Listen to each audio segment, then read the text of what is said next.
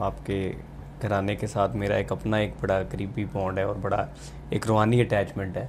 तो अक्सर जब मैंने आपको फ़ोन पे बात करते सुना, तो जब आप कहते हैं ना फरमाइए, जी जी। तो अगला बंदा फ़ौरन फ़ोन उठा के चेक करता होगा कि कहीं गलत तो नहीं लग गया, या कि किसी हेल्पलाइन पे कॉल लगे ना, तो वो नॉर्मली बहुत इज़्ज़त एहतराम जी से जी बात कर रहे जी होते हैं। जी। अदरवाइज़ यहाँ पे वो नॉर्म्स, वो बातें तो मखदूश हो गई ना, वो रही नहीं। मुजाफर। तो जिन लोगों में अभी भी ये बातें हैं या ये क्वालिटीज़ या खूबियाँ इनकलकेट की हुई बुज़ुर्गों ने या तरबियत ने, तो वो बड़ी बात है। मुजाफर, आपने मैं भी इब्तदाई में लाहौर का फरमाया, मुझे इस बात से एक बात याद आ गई। ओके मैं यहाँ लाहौर में हम लोग बिल्कुल नए नए आए हुए थे, तो मैं एक तंदूर वाले के पास गया नान लेने के लिए। ओके तो मैंने उसे कहा कि मुझे 2 नान दे दीजिएगा, 2 नान या 2 रोटियां जो भी लेना चाह रहा था। और मैं काफ़ी देर से वहाँ खड़ा हूँ और मेरे पास ना नान आ रहे हैं ना रोटी आ रही है।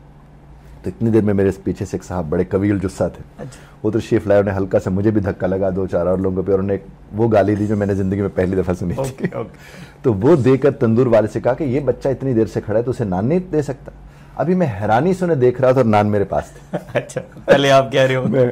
मुझे वो साहब फरमाने लगे, कहने लगे कि देखो बेटा, यहाँ तुमने रहना है ना, तो धड़ल्ले से और इस तरह बात करनी है तो तुझे नान रोटी मिलेगी, नहीं तो नहीं मिलेगी। ओके तो मैंने उनसे एक गुजारिश की थी आपके इस जुमले से। मैंने उनसे कहा कि 2 रोटी या 2 नान की वजह से मैं अपनी तहजीब नहीं गंवा सकता। वाह, मुझे ये है कि क्या खूबसूरत बात है। मैंने कहा मैं तो ज़ाहिर हमारी तरबियत जिस तर्ज पर हुई है, हम तो उसका ज़रूर ध्यान रखेंगे, क्योंकि देखिए तरबियत से बढ़कर मैं नहीं समझता कुछ होता है। और तरबियत हर शख्स का हक भी है कि उसके वालिदैन उस तक लेकर जाएं। लेकिन मैंने, चूँकि मैं होम स्कूलिंग को बहुत ज़्यादा इंपॉर्टेंस देता हूँ, तो मैं आपको एक बात अर्ज़ करूँ, जब तक तरबियत नहीं होगी तब तक उन तमाम तर मसाइल का हम शिकार रहेंगे जो आजकल हम सोशल मीडिया की सूरत में, बिल्कुल ठीक, हम दूसरे मीडिया की बिल्कुल सूरत में है कि लब लहजा नहीं है, कोई हिसाब किताब नहीं है। मैं तो अक्सर लोगों से कहता हूँ कि हमें तो अच्छे लोग सुनने को मिले, बड़े ज़बरदस्त रोल मॉडल्स रहे, जैसे ज़िया मुहियुद्दीन साहब हैं, जैसे तारिक अजीज़ साहब थे, तलत हुसैन साहब थे, उज़्मा गिलानी साहिबा थी, लेकिन हम उस तरह के रोल मॉडल बन नहीं सके। अब हमारे मीडिया पे आपको लबो लहजे वाले लोग नज़र नहीं आते। बिल्कुल ठीक। हम अपने हिस्से की कोशिश ज़रूर करते हैं, लेकिन कभी सुने तो सही उन लोगों को।